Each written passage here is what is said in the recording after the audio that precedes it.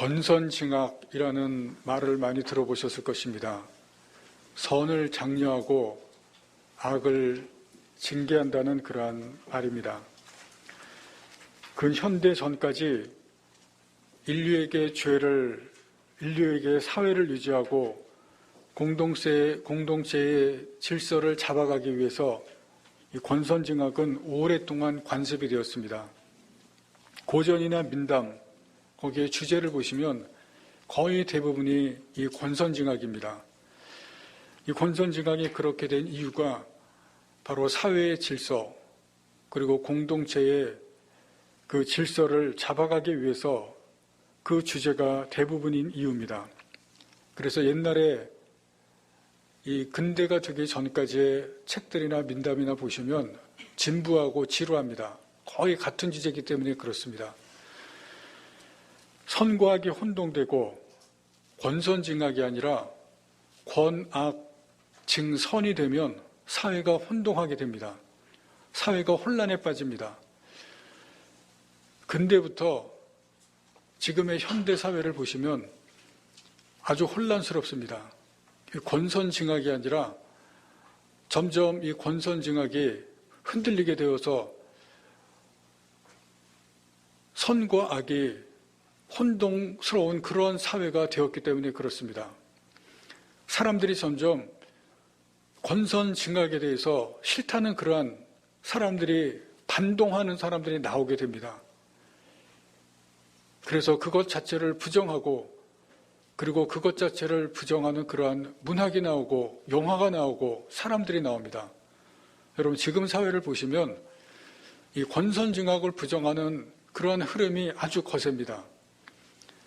예술계에서 문화계에서 그런 흐름이 아주 거세게 일어나서 사회가 아주 혼란스러운 것을 우리가 보게 됩니다. 그러나 권선징악이 뚜렷하게 보이는 것이 어디냐면 종교입니다. 종교는 이 권선징악이 아주 뚜렷하고 분명합니다. 기독교도 마찬가지입니다.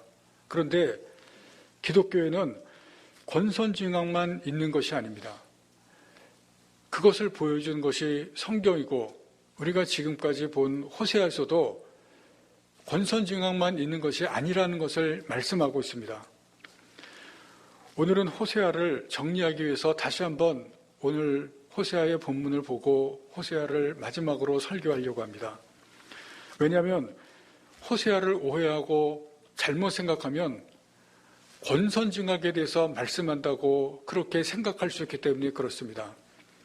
하나님께서 죄 짓는 이스라엘에게 회개하라고 말씀하셨습니다. 하나님의 종들을 통해서 계속 돌아오라 말씀하셨지만 이스라엘이 회개하지 않고 돌아오지 않습니다.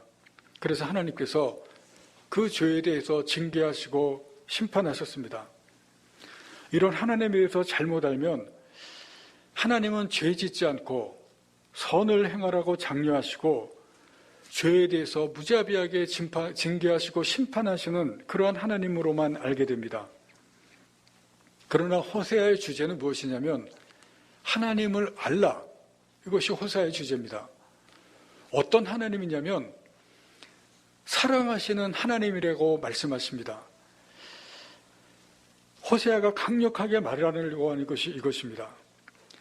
이스라엘을 향해서 변함없이 사랑하시는 하나님, 그 하나님을 알려고 말씀하시고 가르치는 것입니다.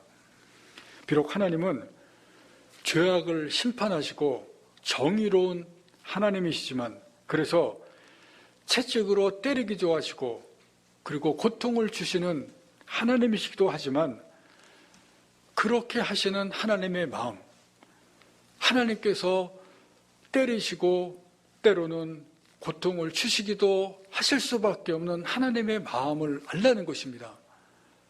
그렇게 하시는 하나님의 사랑을 알라는 것을 호세아가 강력하게 말씀합니다. 거기에는 하나님의 사랑이 있다는 것을 호세아가 말씀하시는 것입니다. 벌 주는 것이 하나님의 목적이 아니라 하나님은 이스라엘을 사랑한다는 것을, 끝까지 사랑한다는 것을 말씀합니다. 하나님께서 회개하라고 말씀하시는 것도 하나님께서 버리고, 하나님을 버리고 말씀도 버리고 이스라엘을 그렇게 하는 이스라엘을 징계하시는 것도 결국은 하나님의 사랑이라는 것을 말씀합니다. 호세아서는 징계하는 것 때문에 권선징악처럼 보이지만 여러 곳에 하나님의 본심이 나타나고 있습니다. 그 대표적인 것이 오늘 본문의 말씀입니다. 8절을 다시 봅니다. 에브라임이여 내가 어찌 너를 놓겠느냐, 이스라엘이여 내가 어찌 너를 버리겠느냐. 잠시 채찍을 드시고 잠시 고통을 주시는 것이지만 어떻게 너를 버릴 수 있겠느냐. 절대로 버릴 수 없다는 것입니다. 하나님께서 이스라엘을 사랑하시기 때문에, 변함없이 사랑하시기 때문에 하나님께서 택하신 이스라엘은 버릴 수 없다는 그 하나님의 사랑을 말합니다. 계속해서 사랑하시고 너를 변함없이 사랑하시겠다는 것입니다. 하나님께서 이렇게 이스라엘을 변함없이 사랑하시는 이유가 있습니다. 첫 번째는 과거에 사랑하셨기 때문에 그렇습니다. 여러분, 이스라엘의 과거가 어땠습니까? 애굽에 있을 때 이스라엘은 종살이 했을 뿐만이 아니라 우리가 누차 보았지만 애굽의 종들을, 애굽의 우상들을 섬겼습니다. 그리고 애굽의 풍습, 그것을 다 따라했습니다. 그런데 하나님께서 그런 이스라엘을 사랑하시고 그리고 거기에서 구원하시고 출애굽시켰습니다. 그런 이스라엘을 사랑하셨기 때문에 그렇습니다. 그런데 하나님께서 이스라엘을 구원하셨는데 광야에 나오는 이스라엘이 어떻습니까? 광야의 이스라엘도 좋은 모습이 아닙니다. 성경은 광야의 이스라엘을 한마디로 이렇게 표현합니다. 목이 곧은 백성이다. 하나님께 뻣뻣하게 목을 세우고 하나님의 말씀을 계속해서 듣지 않고 순종하지 않습니다. 우리가 지난주에 말씀을 드렸지만 하나님께 계속해서 말씀을 듣지 않는 영적 고질병, 계속해서 그 병에 걸리는 이스라엘의 모습을 보여주는데 광야에서부터 그 모습이 나타납니다. 그것을 계속해서 불순종하는 모습, 영적 고질병이 이스라엘의 모습이 됩니다. 그런데 하나님은 그런 이스라엘을 사랑하셨습니다. 광야에서도 사랑하셨고 가나안에 들어가서 그런 고질병에 걸린 이스라엘을 사랑하셨습니다. 이스라엘의 과거를 사랑하신 하나님의 모습을 성경은 계속해서 보여줍니다. 여러분의 과거는 어떻습니까? 우리는 세상적으로 괜찮을지는 몰라도 영적으로는 하나님 앞에 부끄러운 존재들입니다. 우리 역시 하나님 앞에 모두 목이 곧은 사람들이었습니다. 우리 역시 고질적인 불순종의 사람들이었습니다. 여러분, 우리의 과거는 사람들에게는 숨길 수 있을지 몰라도 하나님 앞에서는 숨길 수가 없습니다. 하나님께서 그런 우리의 과거를 사랑하셨습니다. 내 과거를 사랑해 주셨습니다. 그런 우리에게 찾아와 주셨고 그런 우리를 부르셨습니다. 도망가면 다시 부르고 멀리 가면 찾아와 주셨습니다. 그렇게 택하시고 부르시고 하나님의 사람으로 삼아 주셨습니다. 그 모든 과정에 우리의 고집과 불순종이 있었지만 하나님의 사랑으로 다 덮어주셨습니다. 두 번째는 지금도 사랑하고 계십니다. 성경에 죄가 많은 곳에 하나님의 은혜가 넘친다고 하시는 말씀이 있습니다. 큰 죄는 크게 용서받고 큰 은혜가 거기에 임하고 큰 사랑을 받습니다. 여러분, 그것은 그 죄인이 그렇게 느끼기 때문에 그렇습니다. 내가 너무 큰 죄를 지었는데 하나님께서 그것을 다 용서해 주셨기 때문에 내가 하나님의 큰 은혜와 사랑을 받았다고 느낍니다. 여러분, 감기에 걸렸다가 나면 별로 그렇게 중요하게 생각하지 않습니다. 그러나 큰 병에 걸렸다가 나오면 하나님께서 정말 나에게 큰 은혜를 주셨다고 생각합니다. 죽을 병에 걸렸다가 나오면 더 그렇습니다. 그것처럼 큰 잘못을 범했다가 용서를 받으면 하나님의 큰 은혜를 느낍니다. 여러분, 그런데 한번 생각해 보시길 바랍니다.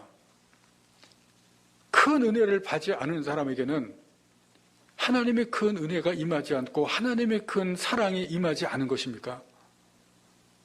여러분, 그러니까 잘 생각해 봐야 됩니다. 큰 잘못을 범하고 큰 죄를 범한 사람에게만 하나님의 큰 은혜가 임하고 큰 사랑이 임하고, 그렇지 않은 사람은 하나님의 큰 은혜와 큰 사랑이 임하지 않은 것입니까?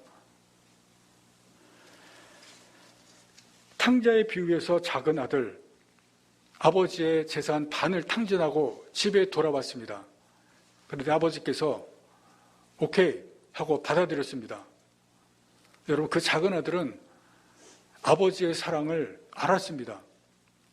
자기의 잘못한 것을 아버지가 다 받아주었기 때문에 아버지가 나를 사랑한다는 것을 잘 알았습니다.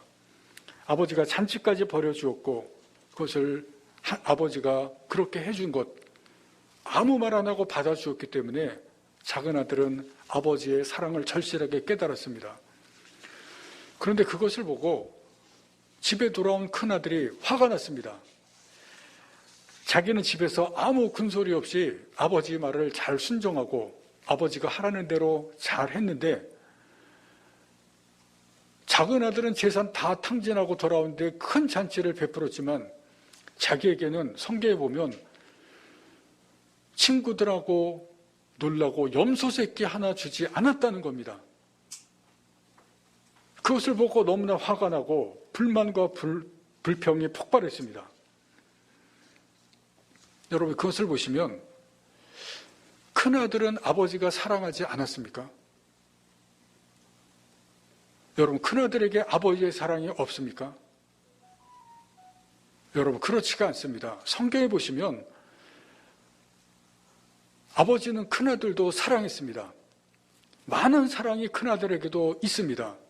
그러나 문제는 무엇이냐면 큰아들이 깨닫지 못하는 것입니다. 큰아들이 그것을 알지 못하는 것이 문제입니다. 우리는 큰일이 없으면 하나님의 사랑을 느끼지 못합니다. 큰 문제가 없으면 하나님의 사랑을 깨닫지 못합니다. 여러분, 매일의 지루한 일상, 아무 문제 없이 일어나는 매일의 삶, 여러분, 거기에 하나님의 큰 사랑이 있다는 것을 알지를 못합니다. 매일 일어나고 매일 같은 일상을 보내고 그리고 저녁에 그냥 잠을 자는 것, 여러분, 거기에 하나님의 큰 은혜가 있는 것을 알지를 못합니다. 그것이야말로 하나님께서 나를 사랑하시는 것입니다. 아무 문제 없이 내가 하루를 보내고 아무 문제 없이 하루를 지내는 것, 여러분, 만약에 그렇지 않고 우리 집안에 큰일이 일어나고 나에게 큰일이 일어나면 여러분, 그것이야말로 큰일이 아닙니까? 하나님은 큰 죄를 짓고 큰 은혜를 경험하는 것보다 큰 죄를 짓지 않는 사람을 더 사랑하십니다. 더 큰 은혜를 주시는 것입니다. 하나님은 죄를 싫어하고 미워하시기 때문에 그렇습니다. 그래서 아무 문제 없는 것이 큰 은혜입니다. 아무 일 없이 일어나는 것이, 아무 일 안 일어나는 것이 더 크게 사랑하는 것입니다. 우리는 내 기도를 들어주시고 큰 문제를 해결해 주시면 정말 하나님께서 사랑하시고 정말 하나님께서 큰 은혜를 주신다고 생각합니다. 그러나 아무 일 없는 것이 하나님의 돌보심이고 하나님께서 함께 하시는 큰 사랑입니다. 그것을 우리가 날마다 받고 있습니다. 물론 하나님께서 큰 문제가 일어났을 때, 큰 어려움이 있을 때 거기에 함께 하시고 거기에 그 문제를 해결해 주시는 것을 통해서 하나님의 사랑을 알게 하시고 깨닫게 하실 때도 있습니다. 그러나 말씀드린 것처럼 아무 문제 없이 아무 일 없이 보내는 매일매일의 하루, 그것에 하나님의 큰 사랑이 있다는 것을 아시기를 바랍니다. 그것이 큰일이라는 것을 아시기를 바랍니다. 그것이 지금, 그것이 이 순간에 하나님의 나의 사랑입니다. 나를 돌보시고 함께 하시는 하나님의 은혜라는 것을 아시기를 바랍니다. 두 번째는 앞으로도 하나님께서 사랑하실 것입니다. 어떤 사람이 직장 동료에 대해서 이야기하는 그러한 말이 있습니다. 목소리가 굉장히 큰 여성으로 작은 일에도 손뼉을 치고 호들갑을 떠는 그러한 여성이라고 합니다. 하루 종일 온종일 떠드는 그러한 타입이었습니다. 어떤 때든지 자기 할 말은 꼭 하고, 그리고 뒤끝이 없고, 그리고 쿨한 사람이라고, 그리고 스스로 생각하는 사람이라고 합니다. 어느 날 글을 쓰는데 그 목소리 큰 동료 여성이 그날따라 신경이 거슬렸다고 합니다. 그래서 그 여성에 가서, 동료에게 가서 좀 조용히 해줄 것을 부탁을 드렸다고 합니다. 그런데 그 동료가 한 말, 돌아온 대답이 이 대답이었다고 합니다. 나 원래 목소리 큰 거 몰라? 그러면서 아주 큰 목소리로 웃었다고 합니다. 그런데 그 대답이 이분에게는 이렇게 들렸다고 합니다. 나 원래 그런 사람이야. 그러니까 니들이 알아서 맞춰.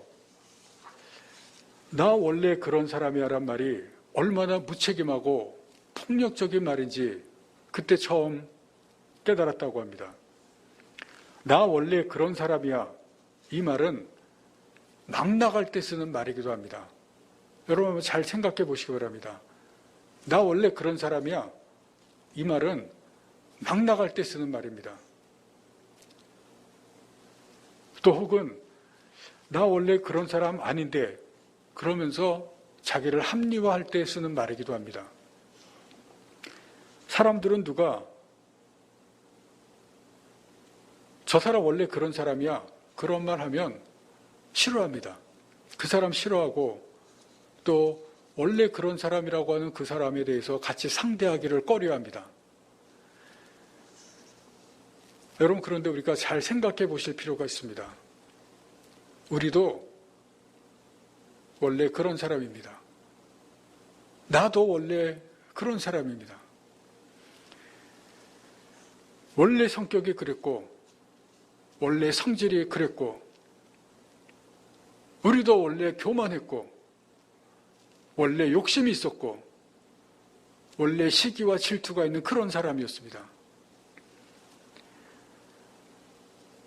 우리가 원래 앞으로 원래 그런 사람이었는데 여러분 바뀔 가능성이 있을 것 같습니까? 가능성이 그렇게 많아 보이지 않습니다. 그러나 하나님께서 그런 우리를 사랑하실 것입니다. 우리가 바뀔 가능성이 많아 보이지 않을지라도 하나님께서 사랑하실 것입니다. 앞으로도 사랑하실 것입니다. 호세아는 우리가 본 것처럼 이스라엘의 회복을 예언합니다. 하나님께서 죄 때문에 징계하시고 그래서 나라가 멸망하고 포로로 잡혀가지만 다시 돌아올 것을 회복하십니다. 이것은 무슨 말씀이냐면 하나님께서 사랑하시겠다는 것입니다. 사랑하실 것을 말씀하시는 것입니다. 앞으로도 사랑하신다. 여러분, 우리는 원래 그런 사람이었습니다. 과거에도 그랬고 현재도 그럴 것이고 앞으로도 그럴 것일지 모릅니다. 하나님께서 원래 그런 나를 아셨습니다. 앞으로 그럴 것인 우리를 아실 것입니다. 그런 나를 사랑하셨고 지금도 사랑하시고 앞으로도 사랑하실 것입니다. 왜 하나님께서 사랑하시겠습니까? 그런 나를 앞으로도 왜 사랑하실 것이겠습니까? 여기에는 아주 중요한 것이 있습니다. 9절 말씀에 이런 말씀이 있습니다. 이는 내가 하나님이요 사람이 아님이라. 여러분, 하나님은 우리와 다르다는 것입니다. 사람이 아니라는 것입니다. 하나님의 사랑은 사람의 사랑이 아니라는 것입니다. 여러분, 하나님의 사랑에는 하나님의 의지가 있습니다.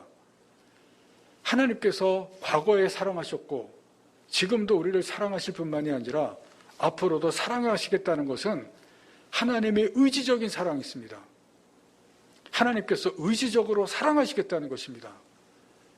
과거에 그런 부끄러운 나를 사랑하셨고 지금도 하나님께서 돌보시고 함께 하시고 사랑하시겠지만 앞으로 별로 변하지 않을 우리를 하나님의 그 사람이 아닌 하나님의 의지로 사랑하시겠다는 것입니다.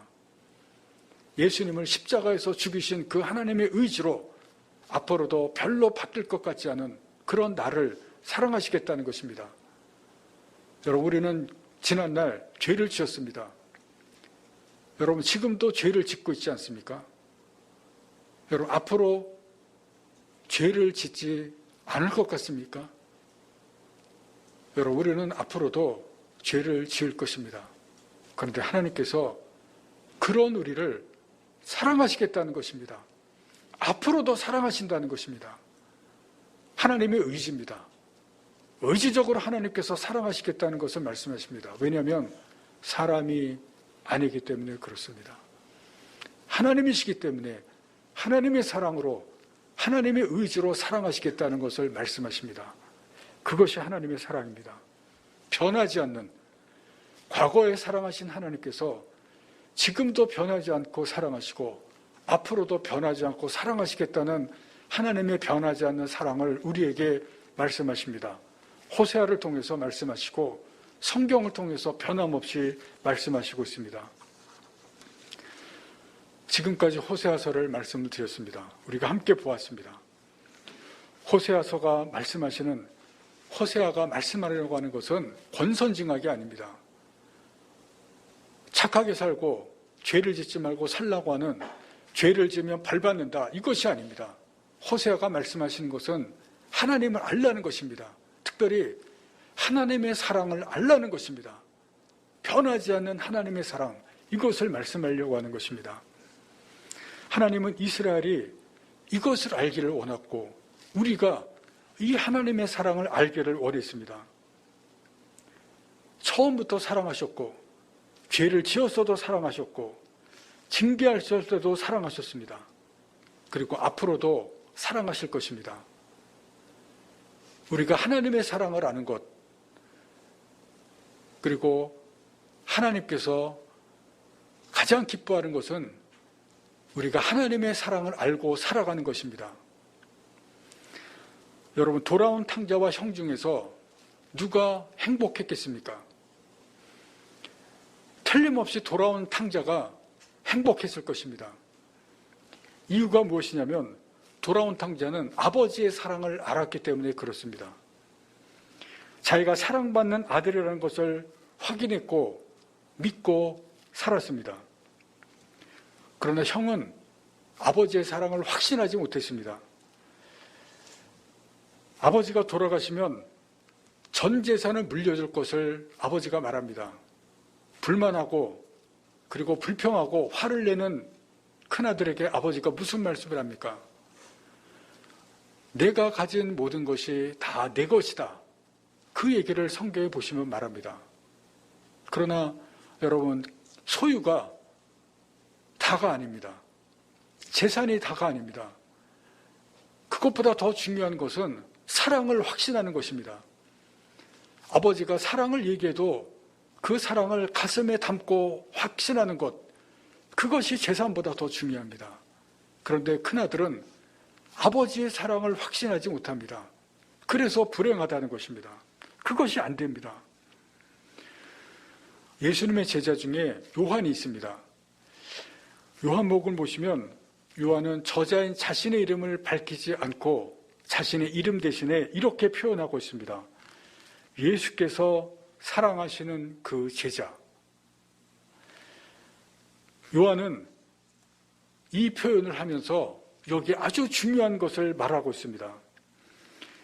예수님이 자기를 사랑한다고 생각했고 자기는 예수님을 사랑을 받는다고 생각했습니다. 이것은 생각을 넘어서 믿음이고 확신입니다. 예수님은 나를 사랑하시고 나는 예수님을 사랑을 받는다는 믿음과 확신을 가졌습니다. 이것은 착각이라고 해도 행복한 것입니다. 내가 예수님의 사랑을 받는다. 예수님은 나를 사랑하신다. 여러분, 이것이 얼마나 큰 행복인지 모릅니다. 이렇게 생각했기 때문에 요한이 쓴 책들을 보시면 하나님의 사랑에 대해서, 예수님의 사랑에 대해서 가장 많이 썼습니다. 그리고 요한도 사람들을 사랑하는 사람이 됐습니다. 그래서 요한의 별명이 사랑의 사도 아닙니까? 내가 사랑을 많이 받았기 때문에, 그렇게 믿었기 때문에 많은 사람을 사랑했습니다. 뿐만 아니라 나이가 많아서 요한이 밤모섬의 유배가 되었습니다. 여러분, 유배라는 것은 요한이 믿음 때문에, 신앙 때문에 유배를 갔지만, 유배라는 것은 가서 고생하라는 것입니다. 섬에 유배를 갔습니다. 지금처럼 섬은 많은 사람이 사는 곳이 아닙니다. 고생하라고 보냈는데 요한은 밤모섬에서 놀라운 것을 경험합니다. 섬에 가서 하나님 앞에 기도합니다. 고생길이 아닙니다. 기도하면서 거기에서 자기가 사랑하는 하나님, 자기가 사랑하는 주님과 시간을 보냅니다. 기도하면서 하나님과 교제하는 것입니다. 사랑하는 하나님을 만나고 어떤 일이 벌어집니까? 하나님께서 천국을 보여주시고 하나님께서 마지막 때 일어나는 것을 보여주십니다. 놀라운 것을 경험하는, 사랑하는 하나님과 함께하는 그것을 그 유배지에서 경험합니다. 여러분, 하나님을 사랑하면, 그리고 하나님을 사랑하는 것을 내가 확신한다고 하면 고생길이 고생길이 아니라는 것입니다. 하나님을 사랑하는 가운데 놀라운 것을 경험하게 되는 것을 요한이 우리에게 보여주고 있습니다. 주님을 사랑한다고 생각했기 때문에, 믿었기 때문에 유배지가 고생길이 아니었습니다. 여러분, 고난을 받아도 주님의 사랑을 받는 것을 확신하면 아무 문제가 안 됩니다. 나를 사랑하시는 주님께서 고난 가운데서도 함께 하시고 어려움 가운데서도 함께 하시기 때문에 여러분, 거기에서 놀라운 것을 경험하게 됩니다. 호세아서가 우리에게 말씀하시고 호세아서가 우리에게 강력하게 부탁하는 것, 하나님의 사랑을 알라는 것입니다. 주님께서 나를 사랑하시는 것을 알라는 것입니다. 여러분, 한 해가 마무리됩니다. 우리가 이 한 해만 살아가는 것이 아니라 내년도 살고 우리에게 주어진 시간들이 많습니다. 주님께서 나를 사랑하시고 하나님께서 나를 사랑하시는 것을 분명히 확신하시고 그 믿음을 가지고 이 땅을 살아가시길 바랍니다. 내게 다가온 어려운 일들, 내게 다가온 문제들이 주님께서 나를 사랑하시는 것을 확신하시면 문제가 되지 않습니다. 그 사랑을 가지고, 그 사랑을 확신하시고 이 땅을 살아가신 여러분들 되시기를 간절히 바랍니다. 기도하시겠습니다.